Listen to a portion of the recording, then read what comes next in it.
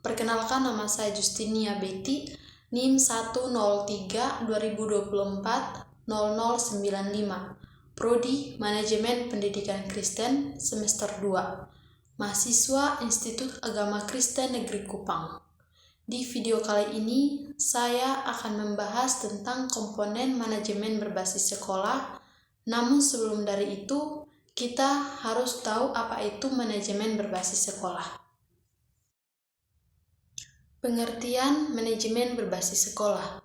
Manajemen berbasis sekolah adalah suatu pendekatan manajemen dalam pengelolaan bidang pendidikan yang memberikan suatu kewenangan lebih besar kepada sekolah untuk mengelola sumber daya dan pengambilan keputusan secara mandiri, untuk mengelola sendiri proses pendidikan dan pengajaran di sekolah.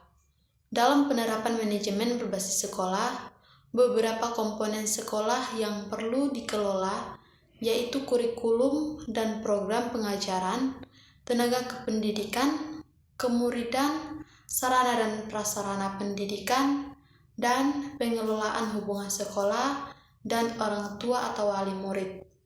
Yang ditulis Mulyasa tahun 2002 halaman 40. 1. Kurikulum dan program pengajaran. Kurikulum dan program pengajaran merupakan suatu proses pendidikan yang diselenggarakan pada sebuah lembaga pendidikan. Perencanaan dan pengembangan kurikulum nasional telah dilakukan dalam bentuk Departemen Pendidikan Nasional pada tingkat pusat.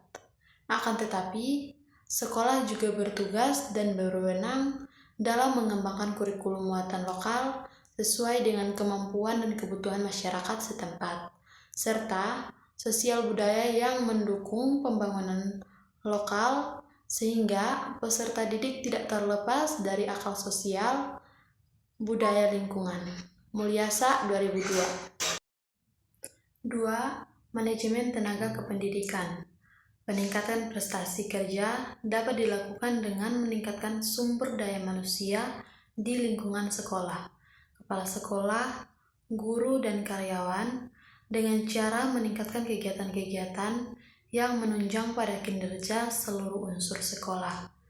Manajemen tenaga kependidikan seperti guru dan personil mencakup beberapa hal, yaitu yang pertama, perencanaan pegawai, yang kedua, pengadaan pegawai, yang ketiga, pembinaan dan pengembangan pegawai, yang keempat, promosi dan mutasi, yang kelima, pemberhentian pegawai, yang keenam, kompensasi, dan yang ketujuh, penilaian pegawai.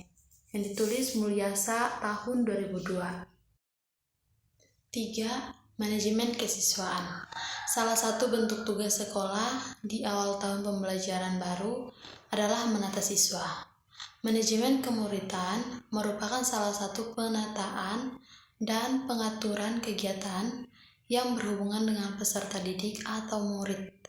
Awal pendaftaran sampai mereka lulus, tetapi bukan sekedar mencatat data peserta didik, melainkan meliputi aspek lebih luas yang secara operasional dapat membantu upaya pertumbuhan mental serta tingkat kepercayaan diri seorang murid melalui proses pendidikan di sekolah. Yang keempat, manajemen keuangan. Manajemen keuangan merupakan sumber daya yang secara langsung dapat berpengaruh pada pengelolaan pendidikan yang diselenggarakan oleh masing-masing satuan pendidikan. Manajerial kepala sekolah pada keuangan sangat dibutuhkan dalam penerapan manajemen berbasis sekolah. Pelaksanaan manajemen berbasis sekolah menuntut kemampuan sekolah dalam merencanakan, melaksanakan, dan juga mengevaluasi serta mempertanggungjawabkan penggunaan anggaran pengelolaan dana secara transparan kepada masyarakat dan pemerintah. Manajemen berbasis sekolah memberi kewenangan pada sekolah untuk menggali dan menggunakan sumber daya sesuai keperluan sekolah. Sumber dana dalam proses pendidikan dapat dikelompokkan menjadi 3 macam, yaitu yang pertama, pemerintah pusat dan atau pemerintah daerah. Yang kedua, orang tua atau wali atau peserta didik. Dan yang ketiga, masyarakat. Berkaitan dengan penerimaan keuangan dari orang tua atau wali dan masyarakat, ditegaskan dalam Undang-Undang Sistem Pendidikan Nasional atau Undang-Undang Nomor 2 Tahun 1989, yaitu kemampuan pemerintah terbatas dalam pemenuhan kebutuhan dana pendidikan merupakan tanggung jawab bersama antara pemerintah, masyarakat, dan orang tua wali. Yang kelima, manajemen sarana dan prasarana pendidikan. Setiap satuan pendidikan tidak dapat terlepas dari faktor sarana dan prasarana yang dapat dipergunakan dan menunjang kelancaran proses pendidikan dalam proses belajar dan mengajar. Manajemen sarana dan prasarana bertujuan untuk menciptakan kondisi yang menyenangkan kepada guru maupun peserta didik untuk berada di sekolah. Demikian pula tersedianya media pembelajaran yang relevan dengan kebutuhan materi pembelajaran yang sangat diperlukan manajerial pengelola pendidikan di satuan lembaga pendidikan. Yang keenam, manajemen pengelolaan hubungan masyarakat.